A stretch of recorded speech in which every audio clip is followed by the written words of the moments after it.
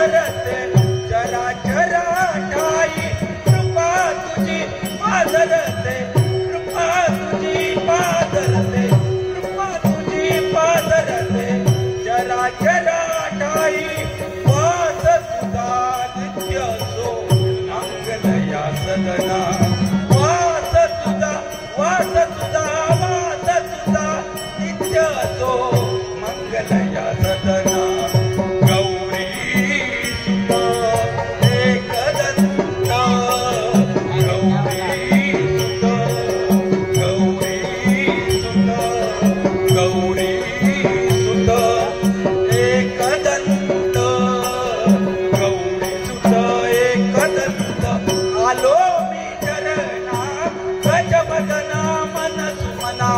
वाहुनिया चरणा गजबदना मन सुमना वाहुनिया चरणा गजबदना मन सुमना वाहुनिया चरणा गौरी सुत एकदंत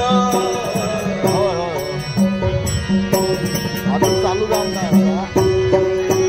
गौरी सुत गौरी सुत एकदंत गौरी सुत एकदंत आलो मी शरणा गजबदना मन सुमना वाहुनिया चरणा गजबदना मन सुमना गजबदना मन सुमना गजबदना मन सुमना वाहुनिया चरणा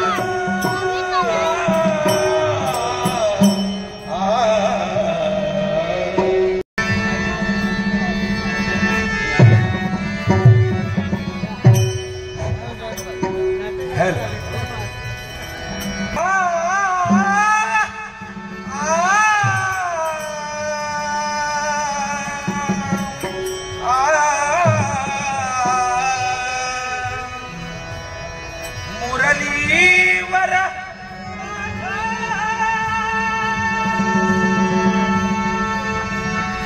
जीवदडे मुरलीवर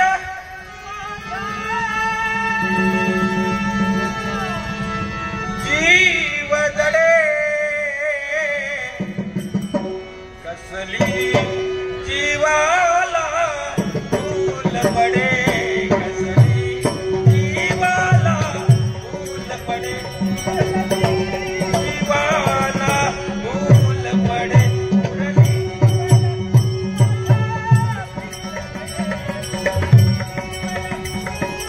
जीवदडे कसली जीवाला फूल पडे कसली जीवाला फूल पडे कसली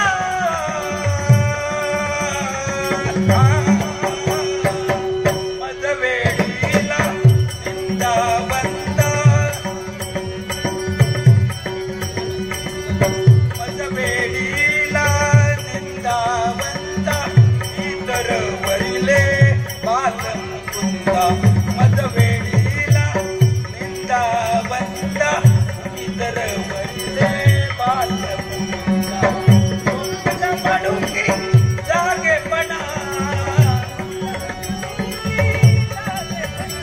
माझा मुरलीवर जीव जडे वदडे कसली जीवाला फूल पडे कसली फूल पडे कसली जीवाला फूल पडे हरीच्या मुरलीवर जीव जडे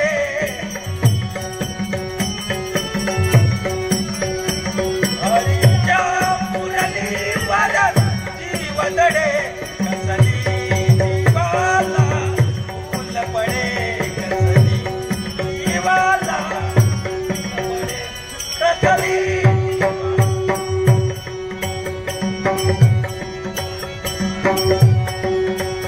नाम तुझे बर्वे का शंकरा नाम तुझे बर्वे का शंकरा नाम तुझे बर्वे का शंकरा हर बर्वेगा देवा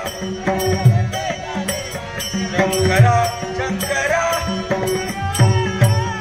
नाम तुझे बर्वेगा शंकरा नाम तुझे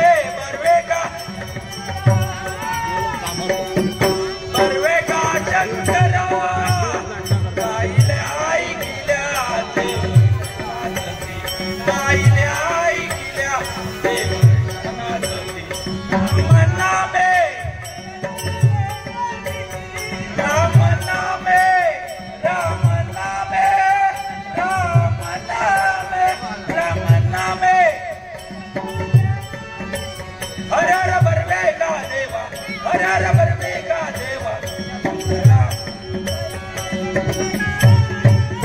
नाम तुझे बर्वेगा शंकरा नाम तुझे बर्वेगा शंकरा नाम तुझे बर्वेगा ओम नमः शिवाय ओम नमः शिवाय ओम नमः शिवाय ओम नमः शिवाय हरि ओम नमः शिवाय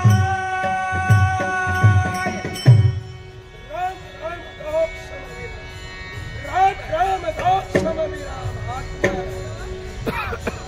या कैलासाच्या पायथ्यापासून शिखरापर्यंतचा पायथा सारे जणांच्या मुखातून हे झाले राम राम राम राम राम राम भक्त हो या भोलेनाथाचा आशीर्वाद सदैव कल्याण होईल सदैव कल्याण होईल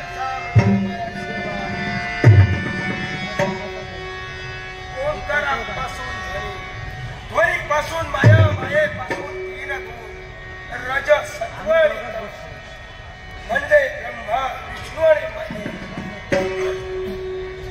ब्रह्मदेवांच्या उत्पत्तीचं कार्य पालन करण्याचं कार्य वैकुंठीच्या नारायणाच्या सांप्रत या कैलासनाथाच्या हाती त्यांचा संवाद करण्याचं कार्य हाती घेतलं प्रत्येक ते आपापलं कार्य नित्य नेहमी एक सारखं आनंदानं पार पडत आहे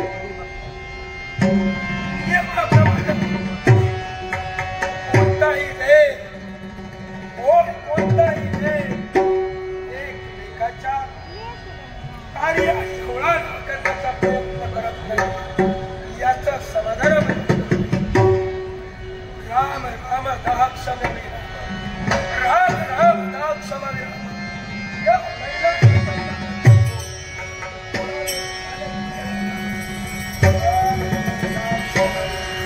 ओम नमः शिवाय हरि ओम नमः शिवाय हरि ओम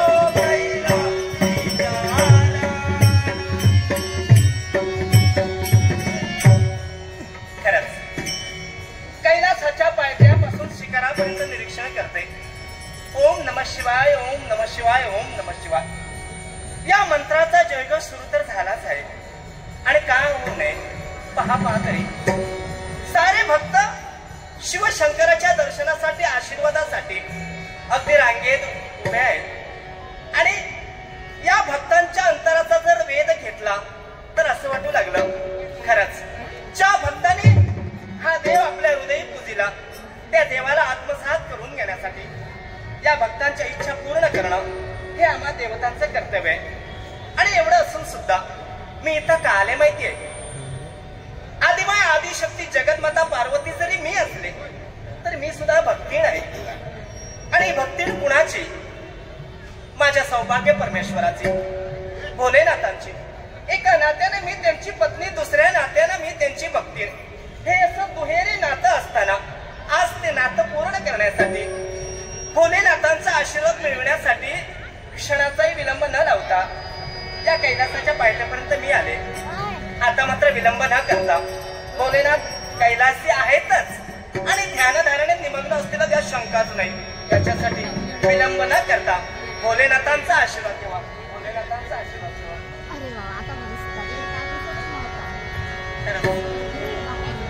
भोलेनाथ आपण सुद्धा भोलेनाथांची भक्ती करून देवाला आणूया, देवाला आणूया.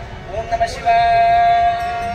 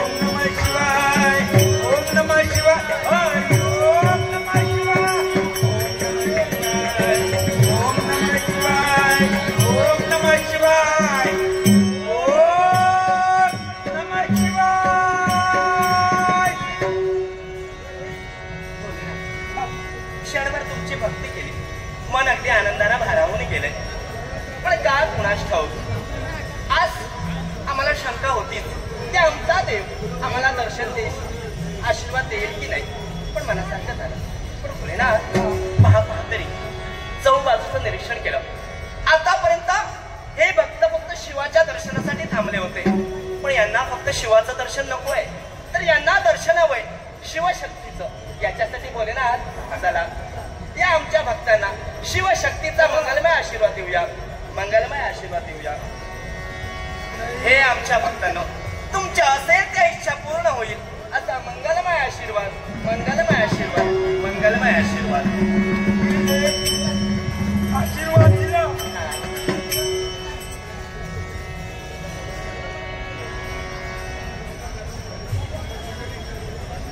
सुद्धा नाटरसिंह या भक्तांच्या चेहऱ्यावर एक विलक्षण असा आनंद दिसू लागला. आनंद, पण हा काय प्रकार? आवाज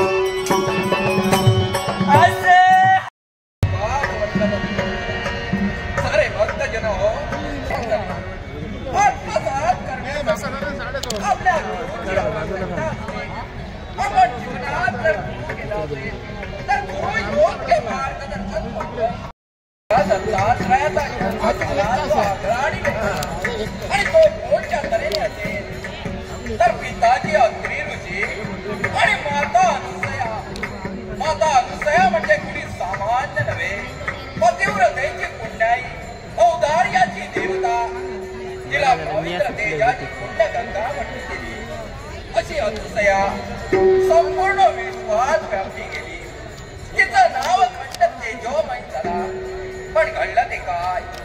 ज्यावेळी स्वर्गाच्या ठिकाणी त्रय देवतांच्या पत्नी म्हणजे उमा रमा सावित्री यांना नारदाने जाऊन सांगितलं की हे देवी, तुमच्यापेक्षाही या जगतात या विश्वात श्रेष्ठ आहे, पतिव्रता आहे ही अनुसया. ही अनुसया पवित्र आहे. मग त्याच वेळी त्या देवतांना नव्हे तर त्या देवी नाही मग झर वाटू लागला की आम्ही एवढ्या देवतांचे आम्ही देवी आहोत, पण आम्ही हे सामान्य नव्हे. एक सामान्य ऋषी कन्या ऋषी पत्नी जर एवढी पतिव्रता असेल, पवित्राची पुण्य गंगा असेल तर तिला कुठेतरी तिचं शील भ्रष्ट व्हायला हवं. म्हणून काय केलं असेल तर तिने आपल्या पतींकडे इच्छा मागितली आणि इच्छा कोणती असेल तर पतींकडून वचनही घेण्यासाठी त्या देवता तत्पर झाली देवी. आणि देवीने वचन घेतलं ते कुठलं तर असे मृत्यूलोकी जावा आणि ज्या अनुसयेची त्रिखंडा नाव कीर्ती घालते त्या अनुसयेचे सत्व भ्रष्ट करा. देवतांनी सांगून पाहिलं पण देवी ऐकल्या नाही. शेवटी काय घडलं? ब्रह्मा विष्णू आणि महेश हे या पृथ्वी लोकावर आगमन झालं. पृथ्वी लोकावर येतात अत्रीच्या आश्रमापर्यंत त्यांचं आगमन झालं. ते कोणत्या तऱ्हेने तर एक याचक म्हणून ब्राह्मण वेशात ते आले त्याच वेळी पाहिलं तर काय, त्यावेळी अत्रि ऋषी तपस साधनेसाठी गेले असते. अनुसया आश्रमात होती आणि त्याच वेळी मध्यान समयी होता. अनुसयेकडे त्या याचकाने मागण्यासाठी तत्पर झाले ते काय, ओम भवती भिक्षांते, ओम भवती भिक्षांते. अनुसया आश्रमाच्या बाहेर आली. या मध्यंतरी आले. मग याचकांना प्रश्न केला, सांगा याचक, यावेळी ही अनुसयेने तुम्हाला भिक्षा वाढण्यासाठी तत्पर होते. त्याच वेळी ते याचक म्हणाले, अनुसये, आम्हाला आज इच्छा भोजन पाहिजे. अनुसयेने विचार केला की हे जग मागून मागून काय मागणार, पण त्याच वेळी त्या याचकाने मागितलं ते काय, हे अनुसये, जर आम्हाला द्यायचं असेल भिक्षा म्हणून तर स्तनपान कर. अनुसया हसली. अनुसया आश्रमात आली आणि विचार करू लागली, ती कोणती असेल, तर आज पती परमेश्वर आश्रमात नाही आणि हे याचक मागतायत भिक्षा आणि ती नग्न हो. मग काय केलं असेल अनुसयेने, तर अत्रि ऋषींच्या नावाने जे कमंडलू जल होतं ते जल पती परमेश्वराच्या नावाने हातात घेतलं. पती परमेश्वराची ध्यान धारणा केली आणि ते जल त्या तीन याचकांवर टाकण्यासाठी तत्पर झाले. त्याच वेळी ते याचक 3 बाल झाली. बाळ होऊन त्यांना तिने स्तनपान केलं. एवढ्यात अत्रि ऋषींचं आगमन झालं. अत्रि ऋषीने पाहिलं तर हे सामान्य बालक नव्हे, हे म्हणजे ब्रह्मा, विष्णू आणि महेश. अनुसयेला प्रश्न केला, हे अनुसये, हे याचक आपल्या दारी म्हणून आले होते, पण तो आज त्यांना बालक केलाय. त्याच वेळी तिने सर्व कथन करण्यासाठी तत्पर झाली आणि एवढ्यावर थांबलं नाही, तर ज्यावेळी स्वर्गात कळलं गेलं, उमा, रमा, सावित्री यांना नारदाने जाऊन सांगितलं की तुमचे देव आता पुनश्च या स्वर्गात येणार नाही. तर जे मृत्यू लोकी अनुसयेची परीक्षा पाहण्यासाठी गेले ते आता याच्यात तर बालक झाले. त्या 3 देवता अनुसयेच्या आश्रमापर्यंत आल्या. त्यांची पाय धरले आणि विनवणी करण्यासाठी तत्पर झाल्या त्या 3 देवता. त्याच वेळी अनुसया म्हणाली, हे देव हो, तुमचे पती असतील तर त्यांना ओळखून तुम्ही न्या, पण ते बालक असल्या कारणाने त्या 3 देवी ओळखू शकल्या नाही. त्याच वेळी अनुसयेने काय केलं, पुनश्च कमंडलूतून जल घेतलं, पती महेश्वराचं ध्यान धारण केलं आणि त्या बालकावर टाकण्यासाठी तत्पर झाले. बालक पुनश्च देवता झाल्या आणि त्याच वेळी देवतांनी अनुसयेला आशीर्वाद देण्यासाठी तत्पर झाले. माग असेल ती इच्छा परिपूर्ण करण्यासाठी आम्ही देवता तत्पर होतो. त्याच वेळी अनुसया मागण्यासाठी तत्पर झाली की काय, हे देव हो, मला द्यायचं असेल तर तुम्ही माझी बाळ जन्माला या. त्याच वेळी देवतांनी तथास्तु म्हटलं गेलं आणि ब्रह्मदेवाने तिच्या कुशिकुलात जन्म घेतला. तो कोणता असेल तर सोम म्हणजे चंद्र. आणि कैलासनाथाने शिवशंकराने अवतार घेतला, तिच्या पोटी कुशिकुलात जन्माला आले. ते म्हणजे ज्याला तप्त सूर्य मानलं गेलं तेच दुर्वास महामुनी. आणि वैकुंठीच्या नारायण अवतार घेतला, तो कोणता असेल आणि कोणत्या दिनी असेल तर मार्गशीर्ष शुद्ध पौर्णिमे दिवशी या दत्त म्हणून मी अवतार घेतलो. पण खरोखरच या कलियुगाचा महिमाच आहे. जर नाम घेतलं असेल तर नामाशिवाय पर्याय नाही. नाम घेईल तो या विश्वात तरला जाईल. पण हो, या पर्वताच्या ठिकाणी माझं आगमन झालं. काही क्षण त्या पर्वतावर ध्यान धारणा करावी हेच योग्य.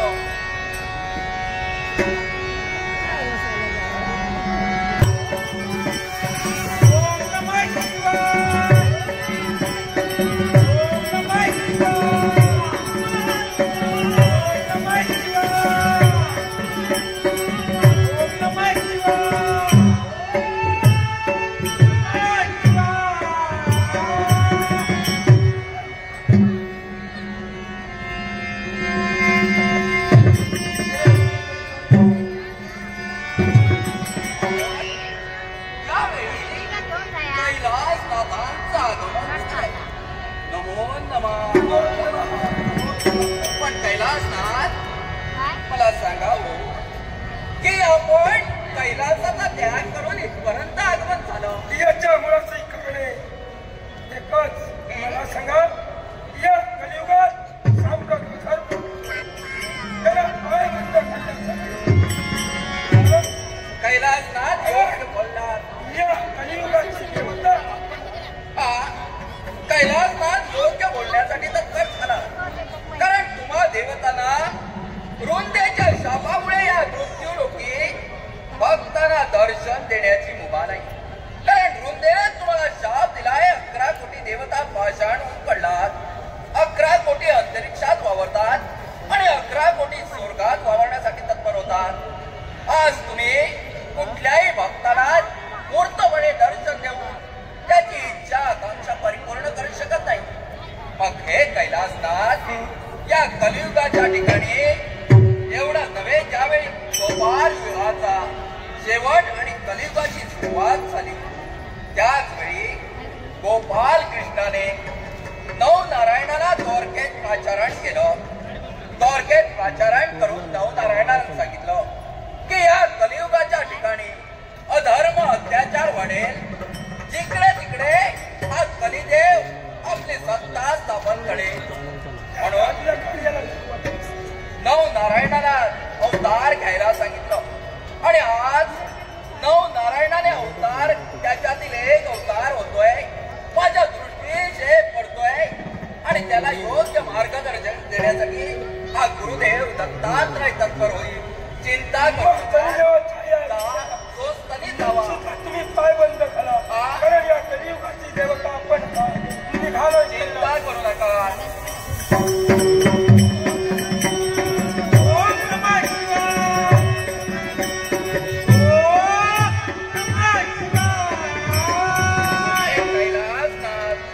तुम्ही निघून गेलात. तुम्ही योग्य वेळी तुमचं आगमन झालं. पण तो माझा भक्त यावेळी माझ्या दर्शनासाठी आसुरला आहे. त्याला दर्शन देऊन त्याला अनुग्रह देणं हे गुरु दत्तात्रयाचं कर्तव्य आहे. म्हणून सर्वांना आशीर्वाद देऊन निघालोय.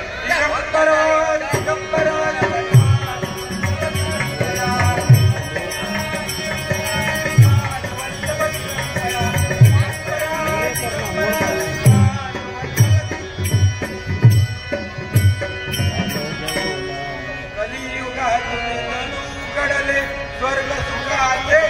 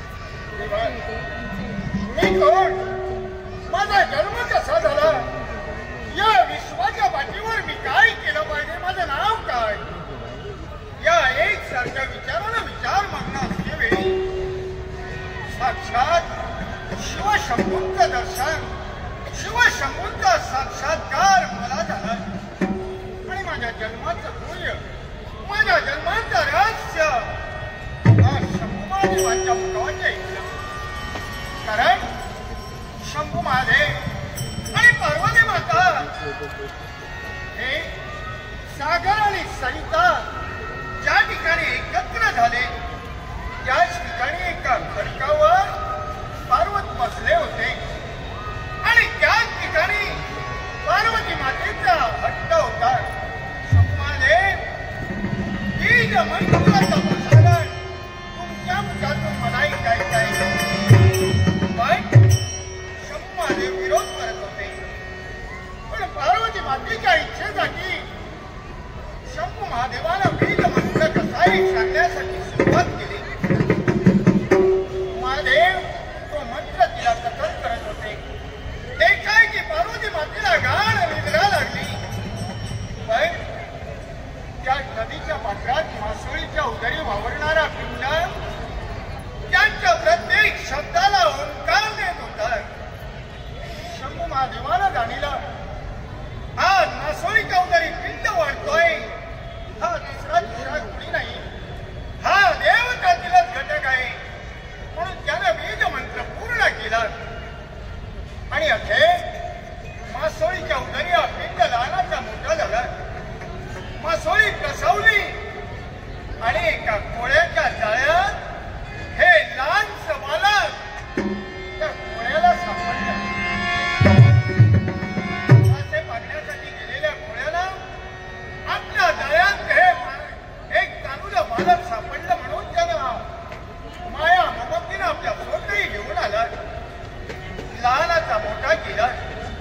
मी जसा लहानाचा मोठा झालो त्याच वेळी माझा पिता सागराच्या तीरावर मला उभा करत होता आणि मासे मारण्यासाठी जाळं सागरात तो फेकत होता. सागरात जाळ्यातून मासे पकडून तो पुनश्च सागराच्या तीरावर उडत होता आणि माझ्या समोर ते मासे फेकत होता. पण ते तडपडणारे जीव, तडपडणारे मासे पाहून माझं हृदय भरून येत होतं. त्यांच्याबद्दल आपुलकी, त्यांच्याबद्दल माया ममता माझ्या मनी निर्माण होत होती. एक एक मासा बाप तीरावर टाकत होता आणि तो जिवंत मासा पुन्हा मी पाण्यात सोडत होतो. हे दृश्य ज्यावेळी माझ्या पित्यानं पाहिलं त्यावेळी नाना शब्दानं माझं धारण केलं, नाना शब्दानं मला दिशा दिली आणि अखेरच्या वेळी त्यांच्या मुखातील शब्द हे गुणकरांच्या कर्मकांडाला जा, तुझं तोंड नाही पाडायची इच्छा नाही. त्याच वेळी मी मार्गस्थ झालो. बापाची आज्ञा पूर्ण करतो. मी मार्गाने जातेवेळी शंभू महादेवाने मला दर्शन दिलं आणि शंभू देवानं मला म्हटलं, हे बालका, तू म्हणजे कुणी सामान्य नव्हे. हे सत्य चालवायचे कलियुग. या कलियुगात नारायणाला हत्या केली आहे आणि त्याची कवी नारायणाचा अवतार मच्छीच्या उदरी जन्मला. तो दुसरा तिसरा कुणी नसून तुझं नाव मच्छिंद्र, मच्छिंद्र, मच्छिंद्र.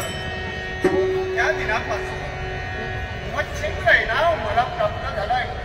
शंभू महादेवांच्या मुखावर बाहेर पडणाऱ्या शब्दातून आणि त्याने मला बोध केलाय, या विश्वाच्या पाठीवर जा, पण नित्य नेमानं तू भक्ती मार्गात खंड पाडू नको. एकाग्रताला चालिकेनं शिवशंभूचं नामस्मरण कर. तुझा गुरु एक ना एक दिवस तरी तुला भेटू. पुढील मार्ग तुझ्या जीवनात माझ्या कुलदेवतेसाठी आज शंभू महादेवाची आज्ञा पाळू. या ठिकाणी सात भक्तीसाठी, भक्ती मार्गासाठी या ठिकाणी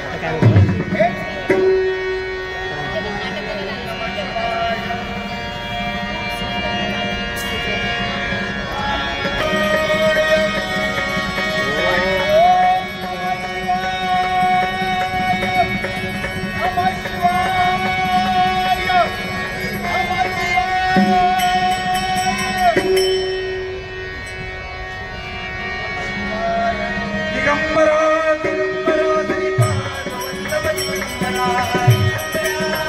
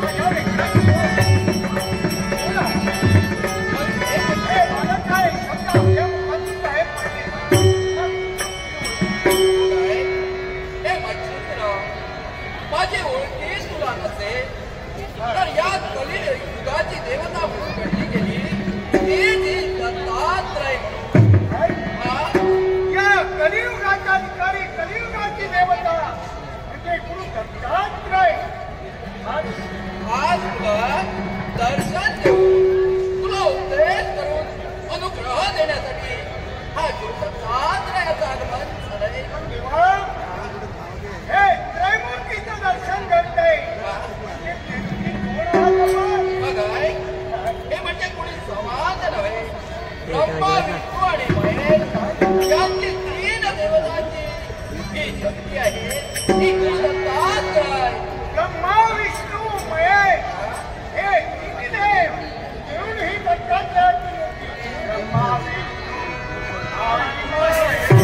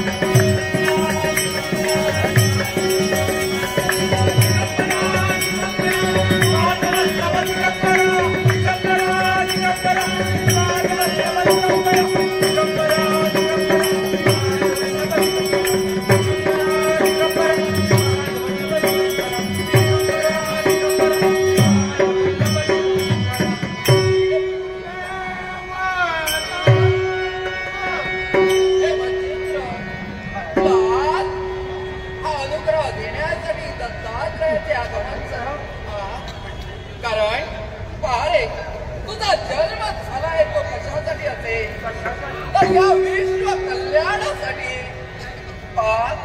कलियुगाच्या ठिकाणी कलिदेवाने स्वैराचार मागवलाय. कुठेतरी भक्ती लोप पावली आहे. ती भक्ती जनसामान्य करावी म्हणून आज तुझ्या मागे जबाबदारी देण्यासाठी गुरु दत्तात्रयाचं आगमन झालंय. काही हरकत नाही. हे माझ्या कुमावली कलियुगाच्या ठिकाणी अधोगती निर्माण होईल याच्यासाठी आज या मच्छिंद्राला आपण प्रवृत्त केलं. पण मग काय मच्छिंद्र, तुला योग्य तऱ्हेने अनुग्रह देताना तुला आज नाथ संप्रदायाची दीक्षा देणार. आज ही दीक्षा कोणती असेल तर तुझ्या करणी मुद्रा धारण करणार. एवढंच नव्हे तर तुला काय धारण करावे लागेल. काय ते मग शृंगी, शैली, मोती, रुद्राक्ष आणि एवढंच नव्हे तर हस्तमेखला आणि कटी मेखला धारण करावी लागेल. एवढंच कशाला तर तुझ्या जवळ दोन झोळ्या हव्यात. एक माधुरकीची आणि एक भस्माची. आणि एवढंच कशाला तर हाती कमंडलू, त्रिशूळ आणि चिमटा घेऊन तुला भ्रमण करावं लागेल. पण एक लक्षात ठेव, गृहात जाण्याचा अधिकार तुला नाही. त्या गृहाच्या बाहेर राहून तो भिक्षा मागावी आणि ती कोणती असेल तर कोरडा शिदा एवढंच कशाला. आणि त्यालाही मैदान मर्यादा आहे. 5च गृही जाऊन भिक्षा मागावी आणि पुनश्च मशानभूमीत जावं आणि तो कोरडा शिदा शिजवून तो या गुरुदत्तात्रयाला नैवेद्य दाखवून तो भाषण करावा. तुला भिक्षा देतोय सर्व.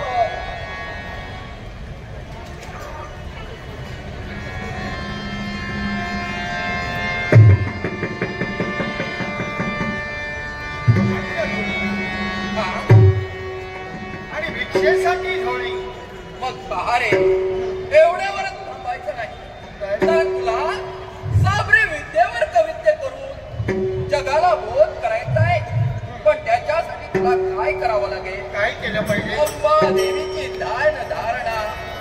की अंबा देवी तुला योग्य मार्गदर्शन करेल आणि ते कोणत असेल तर ती तुला मार्तंड पर्वतावर नाही. मार्तंड पर्वतावर नाग अश्वस्त वृक्ष आहे. तो अदृश्य रूपात आहे. तिथे जाऊन बीज मंत्राचं हवन करावं.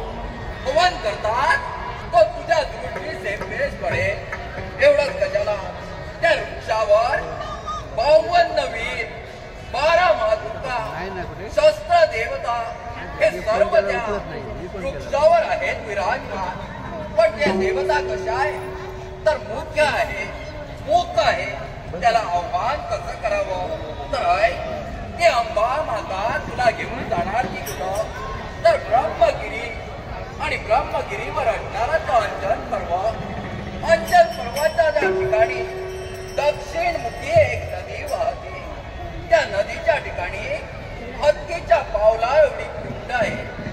त्या कुंडाच्या ठिकाणी जातात तुला काय करावं लागेल तर पांढरीची वेल त्या प्रत्येक कुंडात टाकावी लागेल. एवढंच कशाला ज्या कुंडात ती जिवंत राहील त्या कुंडातलं तुला स्नान करावं लागेल. स्नान करतात तू बेशुद्ध पडशील. त्यावेळी तुला 12 आदित्यांची नावं घ्यावी लागतील. तू शुद्धीवर येशील आणि त्याच वेळी ते कुंडातील जल घेऊन त्या नाग अश्वस्त वृक्षावरच आगमन व्हावं. ते जल त्या नाग अश्वस्त वृक्षावर टाकण्यासाठी तत्पर हो.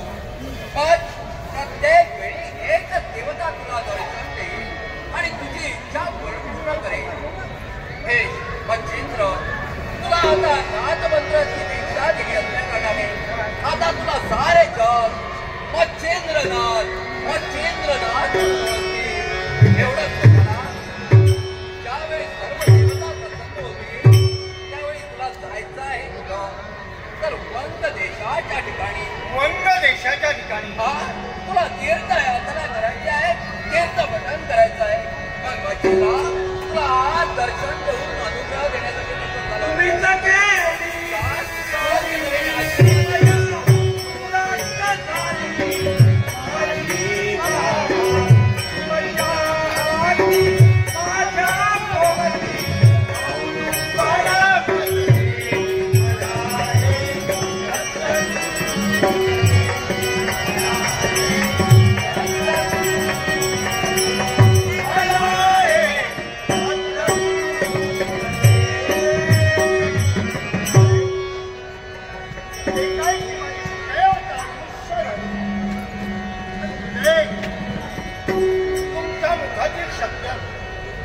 तुमचा वरद असतं माझ्या मस्तकी एका क्षणी. ज्ञान चक्षुचं बळ ज्ञान मला झालंय. एवढंच नव्हे तर मच्छिंद्र म्हणून मला ओळखत होते. याच्या पुढं सारं जग मच्छिंद्रनाथ म्हणून मला ओळखते. तुम्ही सांगितलेला उपदेश तो उपदेश मी मात्र माझ्या पायदळी तुडविणार नाही. कारण नारायणाची कवी नारायणाचा अवतार मी आहे. मग नाथांचा अनुग्रह म्हणजे 5 घरं भिक्षांना मागावं. पण नाथाने कुणाच्या घरी जायचं नाही.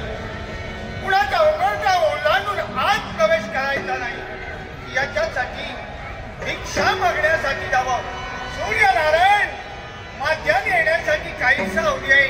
म्हणून माई या रथाला भिक्षा वाढा, भिक्षा भिक्षा करा.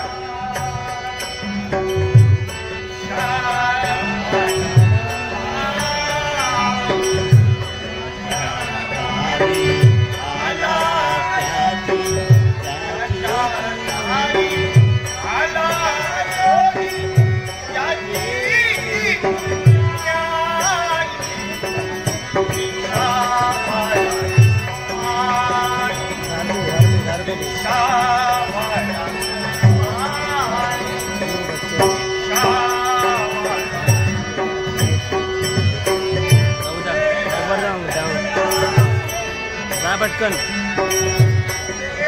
वरता वरता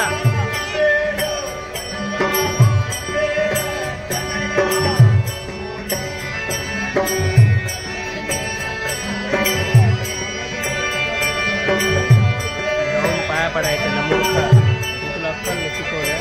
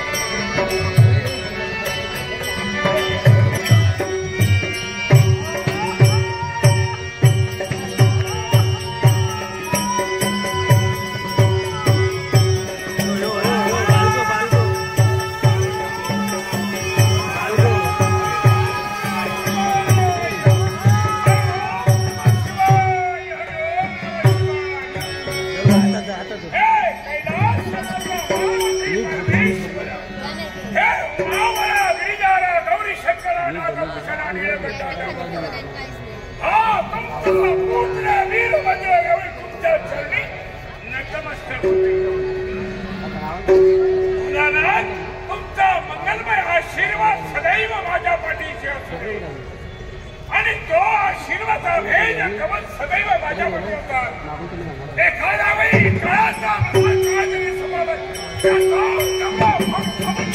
माझ्या मानी मनगटी आई बापाच्या चरणी मी नतमस्तक नाट्य रसिक कोकणचं भूषण लोकराजा सुधीर कलिंगड यांच्या स्मरणात कोरोना पालक राहणार बेवस तालुका मालवण या रस्त्यानं माझ्या कलागुणांचा गौरव करण्याकरिता हे 200 रुपयाचं पारितोषिक होते. त्याचे तुमचे आभार मानून ओंकार देशाचा नाट्य मंडळ रंगदेवतेला अभिवंदन करून आनंदाने स्वीकार करतोय आणि गणरायाच्या चरणी एकच प्रार्थना.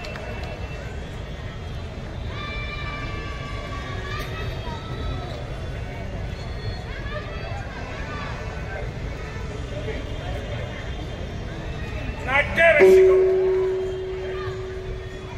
पंढरीनाथ लहू पारधी राहणार मोरे तालुका कुडाळ या नुसताना माझ्या कलागुणाचा गौरव करण्याचा हे 100 रुपयाचा पात्र त्याचे तुमचे आभार म्हणून या गणरायाच्या चरणी नतमस्तक आनंदाने याचा स्वीकार करते. कारण या वीरभद्राचा जन्म झाला हे तो फक्त आईच्या अपमाना करता आणि तो अपमान कोणता असेल तर त्यावेळी दक्ष प्रजापती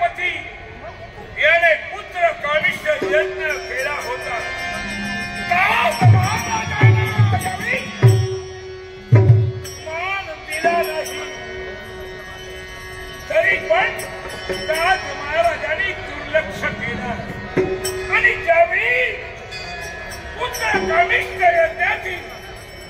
यज्ञाचा प्रारंभ झाला. ब्रह्मतनय त्रिलोक्य बंद नारदाने यावी मातृदेवतेला येऊन निमंत्रण दिलं. निमंत्रण मिळताच आईने यावेळी भोलानाथाचे चरण धरले आणि दक्ष प्रजापतीच्या दरबारी जाण्याकरता हट्ट धरला. कारण पत्नीचा हट्ट पतीनं पूर्ण करावा. क्षणभर जाण्याकरता अनुमती दिली. समवेत काही शिवगड होते. नंदीचा समवेत होता. यज्ञ मंडपात तिथं माझी मातृ देवता गेली म्हणजे गिरिजा. त्यावेळी सर्व भगिनींनी आपली मुख कमला दुसऱ्या बाजूला फिरवली आणि उन्मत्त झालेला दक्ष प्रजापती आईची निर्वत्सना करण्याकरता पात्र झाला.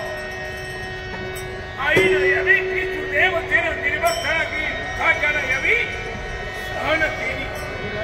पण यावी भोलानाथाची निर्वत्सना केली. आईनं समजावण्याच्या गोष्टी सांगितली. पण उन्मत्त झालेला दक्ष प्रजापती माझा बाप महाराजाची निर्वत्सना करण्याचा वाचा झाला. ती न सहन होता आईनं रक्ताच्या रक्तकुंडात उडी ठोकली. त्या रक्ताच्या रक्तकुंडात उडी ठोकतात आई जळून भस्म झाली.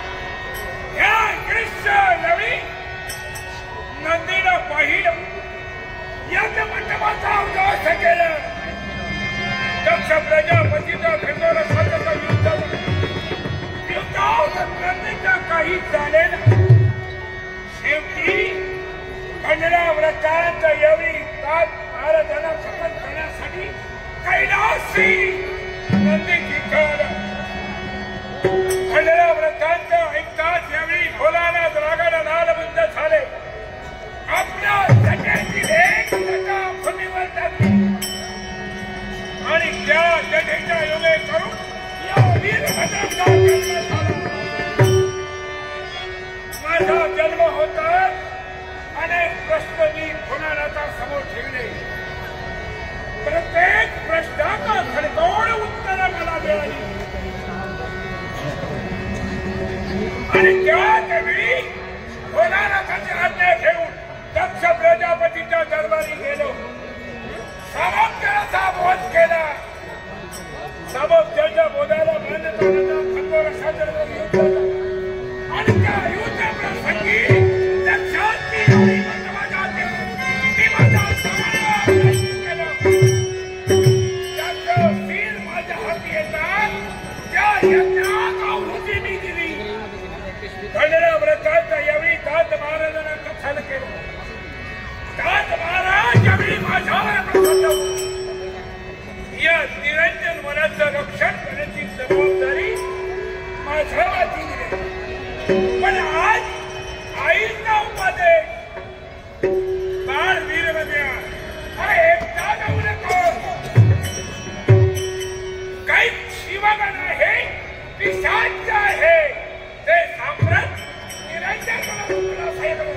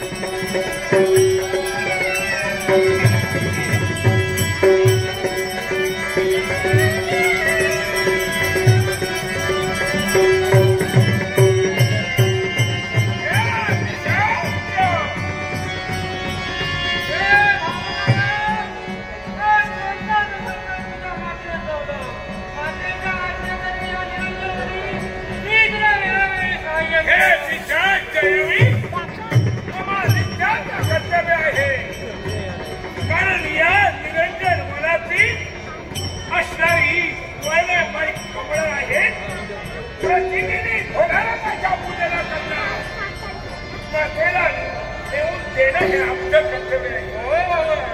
आणि या निरंजन वनातील आईच्या आज्ञा व्यतिरिक्त कुणालाही मार्ग मिळणार नाही. आणि अशा जबाबदारी आमच्या माथी आहे. कारण ही सुवर्ण व ही कमळा आहे याची रक्षण करणं ही आमची जबाबदारी. आई बापाची आज्ञा मान्य करणं हा पुत्राचा धर्म आहे. कारण आई बाप हे दैवत आहे. शांती हवी मला सहाय्य करण्याकरता हा चिंता नसावी. कारण माझ्या समवेत नाही.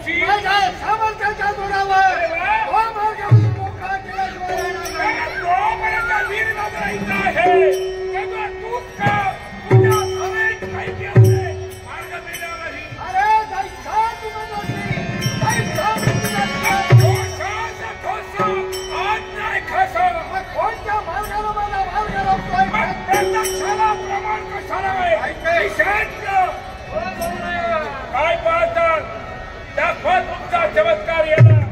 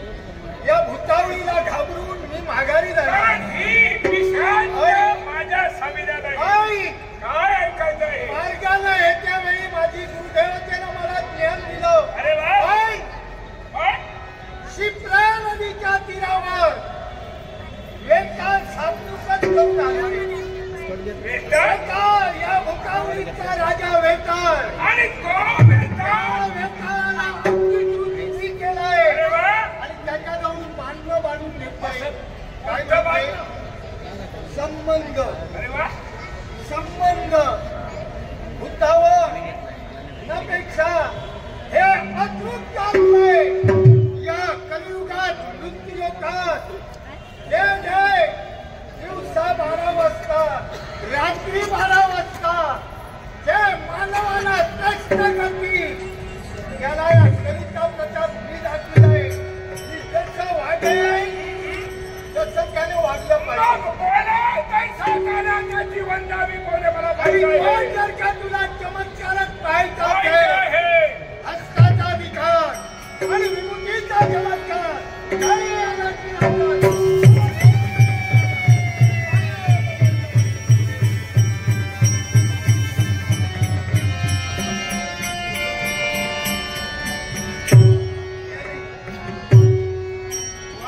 काही गेले मच्छिंद्रनाथ हे निशांत यावी मागा गेले हे म्हणून तुला काय वाटते मार्ग मिळेल नाही. जर का तुम्ही माझ्या मार्गातून दूर गेला नसता तर माझ्या समस्येच्या जोरावर तुला काय कोणाला खमेंड झाली असेल तर ती खमेंड हा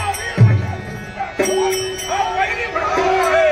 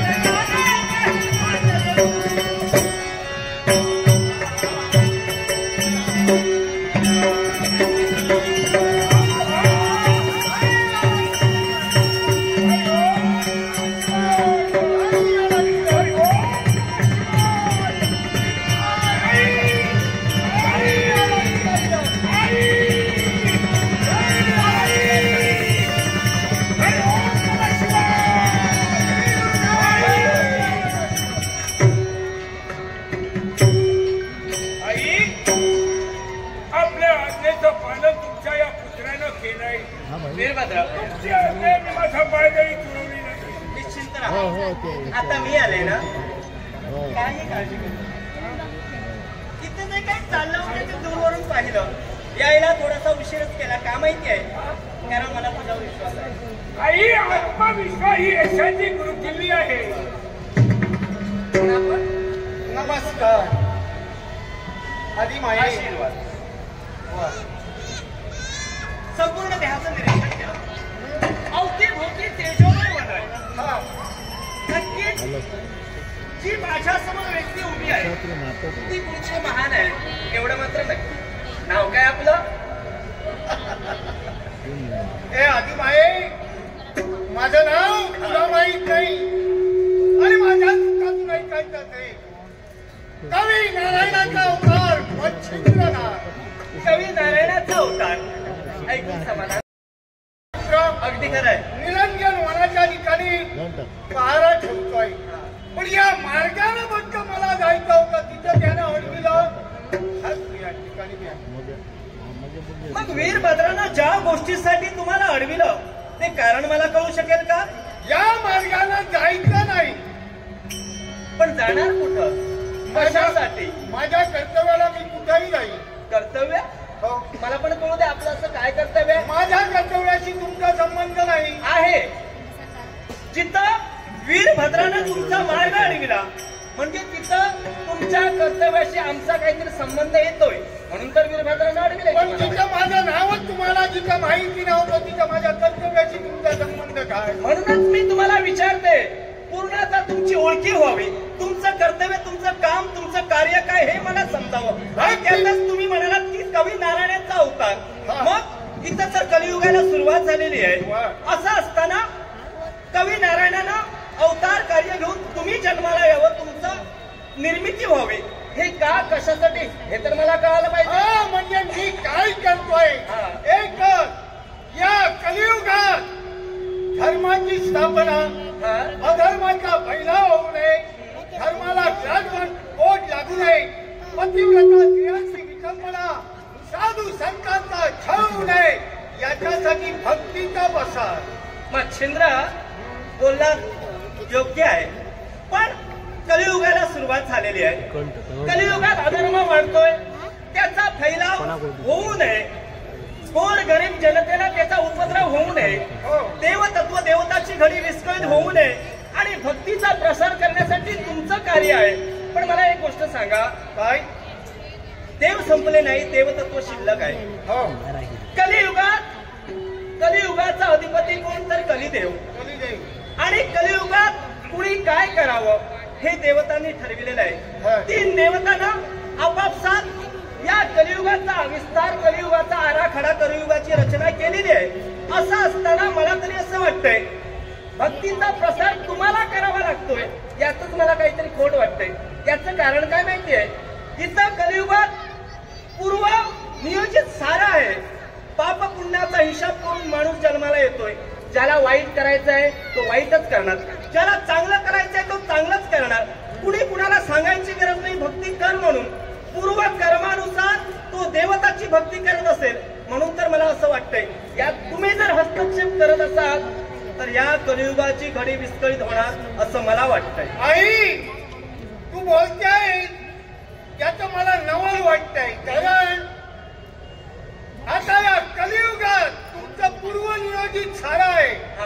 मग द्वापार युगाच्या ठिकाणी द्वापार युग संपल्याची वेळ आली, तो वैकुंठीचा नारायण म्हणजे 8वा अवतार गोपाल कृष्ण, त्याला आम्हा 9 नारायणाला द्वारकेत का बोलविलं आणि या ठिकाणी हे अवतार घ्यायला सुरुवात का केली? याला कारण आहे, तुमचं पूर्वनियोजित होतं. याला कारण आहे, का घालता? याला कारण आहे. तुझ्या प्रश्नाचं उत्तर आहे. ज्यावेळी देव सभा भरली होती, काही कालावधीनंतर कलियुगाला सुरुवात होणार होती, त्यावेळी त्रय देवतांनी प्रत्येकाला आपापली कामं वाटून दिली आणि कलियुगाचा अधिपती म्हणून कलिदेवाला घोषित केलं गेलं. कलियुगात कलिदेवाला अटी मर्यादा नियम घालून दिले, कलियुगाला काही बंधने घालून दिली 3 देवतांनी. पण हे सगळं ऐकून घेतल्यानंतर कलिदेवाच्या मुखातून शब्द निघाले, हे त्रैदेवत हो, कलियुगाचा जर मी अधिपती असेल, कलियुगात जर माझी सत्ता असेल आणि मी जर प्रत्येक माणसाच्या कर्मानुसार, त्याच्या पापपुण्याच्या हिशोबानुसार जर त्याच्या बाबतीत कुठली गोष्ट घडवत असेल आणि हे सारं करत असताना जर माझ्या कार्यात जर कुणी ढवळाढवळ केली, त्याला कोण जबाबदार? हे शब्द ज्यावेळी कलिदेवाच्या मुखातून निघाले ना, त्यावेळी त्रय देवता एकमेकांच्या चेहऱ्याकडे पाहू लागले. त्याच्या प्रश्नाचं उत्तर कुणालाच देता आलं नाही. आणि हे मी पाहिलं की त्रय देवता कलिदेवाच्या प्रश्नाचं उत्तर का देत नाही. जरा वेळ मार्गप्रतीक्षा केली, पण क्षणानंतर ज्यावेळी माझ्या लक्षात आलं की 3 देव या प्रश्नाचं उत्तर का देत नाही ते, त्यावेळी मी उत्तरले. कलिदेवाला मी शब्द दिला, हे कलिदेव, या सृष्टीची रचना झालेली आहे, तुला अटीनियम घालून दिलेली आहे, पण तू जर धर्म करत असशील तर ते सुद्धा पूर्वनियोजित आहे. तू जर अधर्म करत असशील तेही पूर्वनियोजित असेल. पण जर देवतांनी अधिपती म्हणून तुला जर घोषित केलं तर कलियुगात जो जर तुझ्या कार्यात ढवळढवळ करेल त्याला जाब विचारण्यासाठी तुझ्या पाठीशी ही आदिमाय आदिशक्ती उभी राहील. मग आज कलिदेवाच्या बाबतीत जर हे घडत असेल तर या कलिदेवाच्या पाठीमागे मी उभी आहे. कलिदेवाच्या कार्यात तुम्ही ढवळढवळ करू नका, भक्तीचा प्रसार करण्याची काहीही गरज नाही. शाबास, आई मानला तुला मी. हे सारं जर का पूर्वनियोजित होतं, तुम्हाला देवाला माहीत होतं, होय ना? तुम्हाला देवतांना माहिती होतं, मग आम्हाला 9 नारायणाला हे अवतार घ्यायला ज्यावेळी सांगितलं त्यावेळी तू कुठं होती?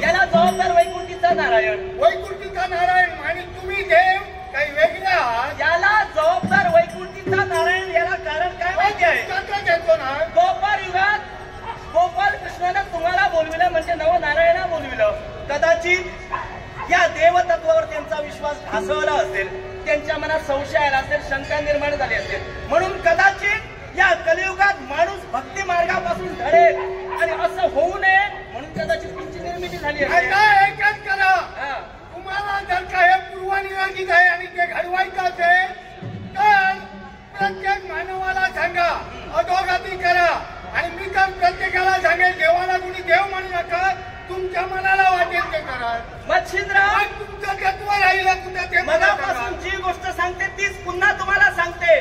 माणूस जे कुकर्म करतोय ते त्याच्या कर्मानुसार, माणूस जे चांगलं कर्म करतो ते सुद्धा त्याच्या कर्मानुसार. असं असताना जे कलिदेव करतोय ते योग्यच आहे. आणि मला तरी असं वाटतंय त्या कलिदेवाच्या कार्याचा तुम्ही ढवळाढवळ करण्याचा प्रयत्न केला. युगाची परंपरा, युगाची घडी ही तुम्हाला देवताला घडवावी लागते.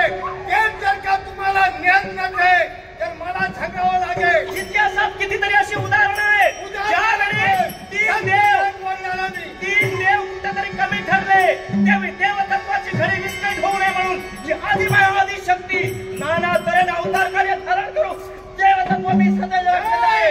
अगं तिच्या तुम्हाला देवताला तिच्या अनुसारच्या मोठी जन्माला दत्त म्हणून घ्यावा लागला. तिथं तुमच्या देवतांचा मोठेपणा कुठे राहिला याचा विचार करा. देवताचा मोठेपणा या कलियुगात राहणार, कालही होता आजही आणि उद्या सुद्धा. पण मला तरी असं वाटतंय तुर्तास तुमची गरज नाही, तुम्ही मार्गस्थ व्हा. मला जगू नका. आणि म्हणूनच नाही देवताला ऐकवणे करा.